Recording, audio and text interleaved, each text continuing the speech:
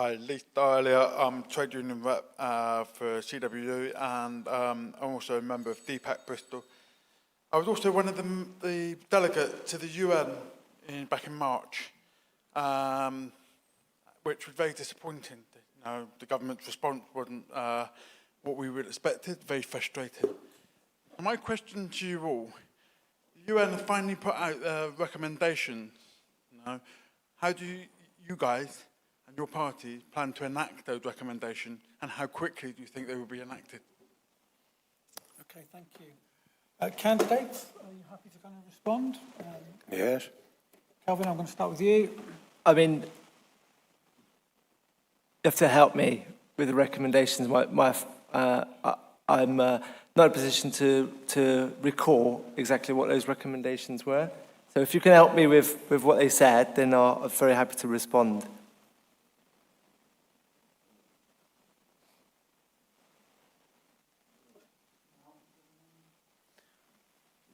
Svetlana, are you happy to kind of help with this question?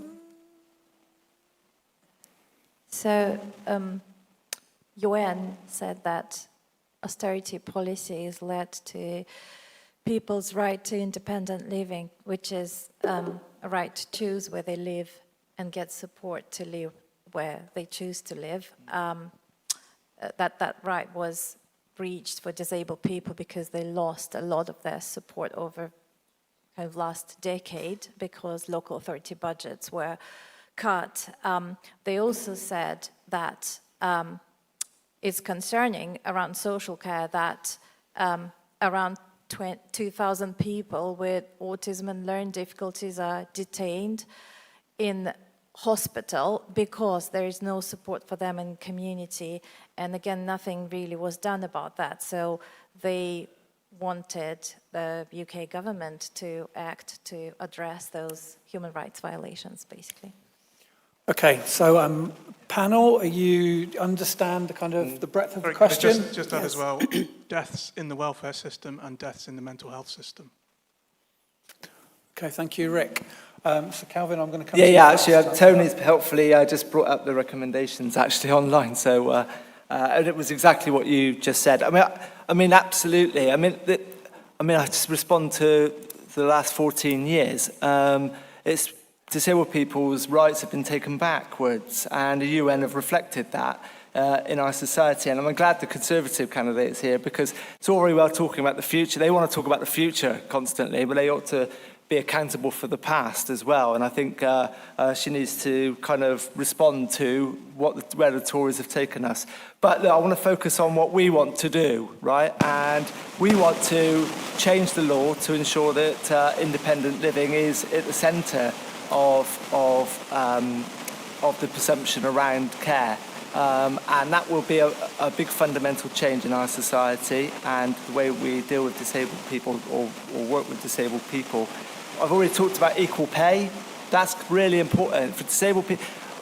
Imagine the indignity of going to work and you're disabled and you are basically paid less than your colleague next to you. Imagine the indignity of that. Well, we're going to get rid of that, and we're going to bring in a law to ensure that doesn't happen. And I say the thing is about equality legislation, right? It's not an end destination.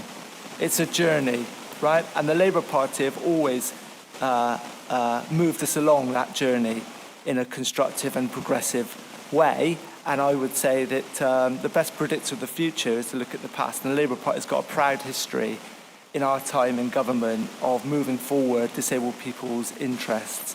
And we will do exactly the same if you elect us into government. Thank you, Calvin. Tony? Yeah, sure. First of all, I would say, is it on? Oh, yeah, right. First of all, I would say I have actually met Sir Ed Davey. He is a genuinely nice guy. He's very honest, he's very open, and he really does care, as you probably have seen from the videos. The care community overall, I think, generally respect him because of his experience. We have very specific policies with our manifesto, and I 100% back those policies. they are there for the right reasons, and we want to do the most we can to try and make sure they are enacted into law. In terms of the UN, I'm pretty sure, without double checking, but the manifesto does actually highlight that every single one of those items is an important item for us. And we do intend to make sure those pieces do get carried out into the wider community. And for disclosure, I would say that I spent 2 years working as a carer in a residential home, working with people that had some of the worst communication, learning, behavioral problems, and that was during the pandemic. And that was a real eye-opener because I learned firsthand just how badly sometimes disabled people are treated. Without anybody wishing to do so, it just happens. And I think it's appalling. It needs to be changed. And if I am elected to government, I promise you that will be one of the things I'll be campaigning on all the time. Thank you. Thank you. Jay, you want to speak next? Yes. I mean, it's a really short answer, which is yes. All of those recommendations have already been considered by the party, and the manifesto speaks to all of them. I think that for me personally, as a parent of 2 young people who have a diagnosis of autism, the issues relating to autistic people and them being treated in a way that is not proportionate with their needs is one that's particularly personal to me and is a particular concern. But yes, all of those recommendations have already been taken on board by the Green Party. Thank you. Rose. Yes, thank you for the question. There was a comment made about the Tory party and focusing on the past. This is my first time. I'm a businesswoman. I'm not a career politician. I joined politics because I want to actually change the way that government operates with a different perspective. So the UN policies, the current government does acknowledge and recognize those policies. They currently are not part of law. They should be part of law.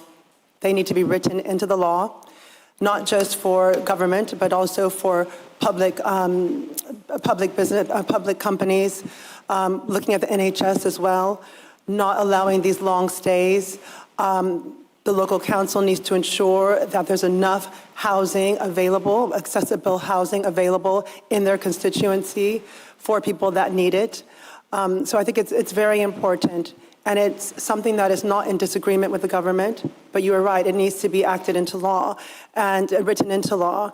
And that is something that I can honestly say from my own personal experiences, that's something that I would push for a bill to be passed for that. And then there was another lady that asked a question earlier about my personal viewpoints on how I feel if I agree with my party or I don't agree with my party. I can answer this in 30 seconds? Okay, because I just want to answer her question because she asked.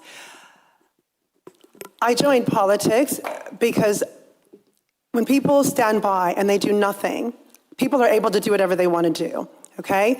Some people want power, and that's what they fight for. They'll step over anybody, they'll destroy anybody to get into power, and they're doing it for themselves. As a businesswoman and as a mother of 2 children, putting my head above the parapet during an election time where everybody wants to just hate the Tories, it's a very difficult thing. I'm here as a conservative, despite what's going on, because I believe in change. And people can stand down, they can hide under a blanket, but I believe that I have something to offer as a business person into politics. Because as a business person, we hold ourselves accountable.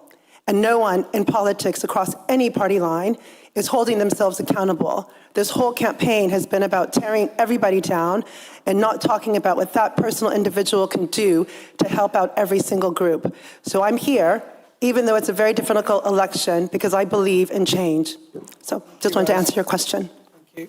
Robert. Thank you. So the UN is not a benign organization. So I think it's very foolish to think that whatever the UN says and does is excellence. They do a lot of very bad stuff. Second thing to mention is we need to look at what happened in COVID. When people with disabilities and over the age of 70 went into hospitals, there's a huge scandal with Matt Hancock and the midazolam scandal. When people of disabilities and old age were given DNRs, do not resuscitate. The reason I'm mentioning this is it's absolutely ugly, but it is being swept under the carpet. There is a eugenics agenda being foisted upon us, upon people. I think it is extremely unwise to think that a so-called vaccination program is going to help us or help disabled people. I would be very, very wary of the new brand of mRNA injections, which they're including across the board in the NHS. Do not forget that they fired 30,000 nurses from the NHS, so there's something pernicious afoot.